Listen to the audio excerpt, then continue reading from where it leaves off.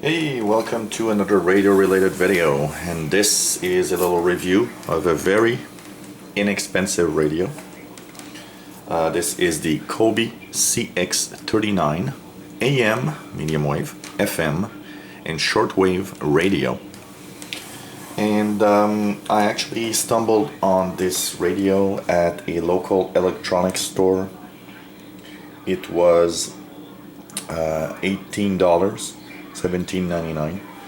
So at $18, of course, I really had to buy it and see how it worked.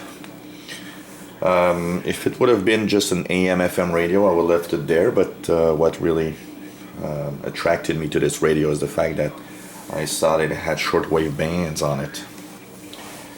So $18 is what I paid plus our local taxes here. So it's, let's say, $20. But I've seen it on the internet at $15, $16, $17. So you can actually get it real cheap there. So basically, what's nice about this radio, the positive side, is the fact that, well, it's a bigger radio than usual. I would say it's kind of a small, but it's more of a tabletop model than a portable radio in itself. What's nice is that it actually has a power cord that plugs in here, so you can actually plug it in. It already has an internal power supply, which is quite unusual for $18. I would have expected to have only battery operation. Frequency display here with a clock, of course, and of course you can use this radio as an alarm and wake up to your favorite music station. Basically, it's a nice little looking radio when you look at first. It has in the front panel here the buttons for the time set, alarm, hour. You've got the AM, FM, and shortwave 1 and 2 bands switch here. On the left side is the connector for the power. On the right side is the on-off switch. One of the Beatles recording engine. And the tuning here. And finally, in the back, you've got place for two D batteries, if you want to use it on batteries. And it has the telescopic antenna here that you can actually turn up. This is a radio that tunes from 540 to 1710 kilohertz, so it has the expanded AM band. It has FM from 87.5 to 108 megahertz, and it has two shortwave bands, one from 6 to 12 megahertz and the other one from 12 to 18 megahertz. So it starts at 6. It does miss out a little bit on some frequencies, and it stops at 18, so you don't have the 13 meter band. Performance wise, one of the problems of this radio is the fact that it's very coarse in its tuning. Even though it has a digital display, it's actually an analog radio, and what you have here is more of a frequency counter, and it's very approximate. When you actually tune this radio, you notice that you're most of the time out of range. Even with AM and FM stations, you're very often totally out of range. So it's really approximate, but it does help to have the frequency displayed. On the FM band, it works okay. It will get most major FM stations, but it's not really not a DX radio. Basically, this radio suffers lots of interference from the strong FM stations, so you might not be able to tune all the time some of your favorite FM stations that you want. But it is an okay tabletop model. If you're looking for a little kitchen radio, AM, FM, it's okay. It does the job, even though it's not the best that I've seen. On medium wave, it does the job once again. It does get some of those for You're the tuned to Rick stations. Gibbons' homepage. Like for example For here, an afternoon of information and opinion on 580 CFRA. this is on 580 Twitter, it's CFRA. Rick. We're on Facebook, 597. it's CFRA Ottawa. So you can see it's off frequency, 597. So that's the biggest problem about this radio, is the fact that it's really out of range. Actually, I've seen radio that are less expensive than this that are better at tuning. But once you get a hang of it, you do tune your stations. You've seen that it gets CFRA in Ottawa here, it's more than 100 kilometers away. So it's quite sensitive, even though it's not expensive. On the shortwave bands, that's where the problem starts mostly. On the shortwave bands, it suffers a lot from the interference coming from FM stations.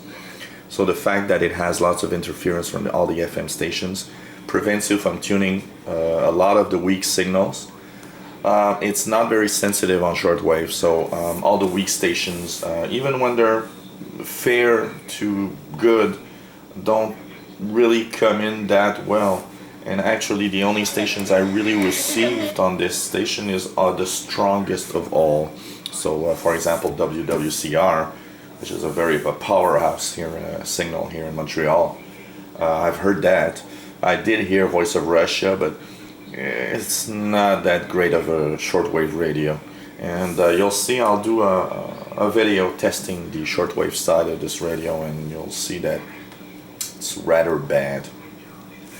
Filters are very wide, to almost non-existent. So if you got two strong stations quite close to one another, this radio does not work very well with that, and you won't be able to really tune well any of the two stations because of its very large selectivity filters. But you got to keep in mind that this is a below $20 radio, but and that it's bigger than your average radio station. You can see here, we'll just show you a little example here. So you can see that that's the noise.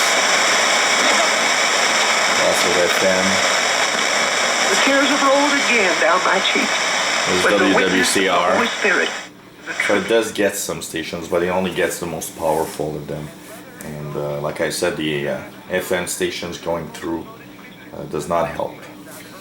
So the Coby CX39, little portable shortwave and AM FM radio. Really what I think, and basically this is mostly what I bought it for, a nice little kitchen tabletop radio to listen to local stations, and actually I will put it at that type of use, especially because it has a power cord that you can plug it in to listen to the radio.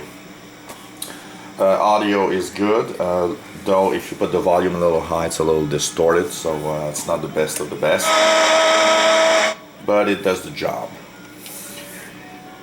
So look for the videos of the little testing. We'll test FM, AM, and also shortwave on other videos, so you'll have an idea of what type of radio this is. And it's available online for about $16 plus shipping. Here I bought it in an electronics store and they had it for $18, so it's really not very expensive, but don't expect much of a performance out of this radio. So hope you enjoyed this little review, the Coby CX39, and this is a little portable tabletop model from Coby, which I've seen often in very cheap electronic devices that are usually not that very good. By the way, one thing that I do have a little surprise is the fact that the buttons don't seem that flimsy. Sometimes on very cheap radios the buttons feel kind of flimsy. I kind of see minimum quality here, even if it's $20, but it does have that little nice look also. Very nice big speaker that does give out strong but a little distorted audio. So I hope you enjoyed this video, and if you have any comments or questions, let us know. If you like our channel, hey, click the subscribe button at the top of the screen. You'll be informed when new videos are online. And if you have any requests, let us know. I'll try to do something about that. So thanks for watching. 73s.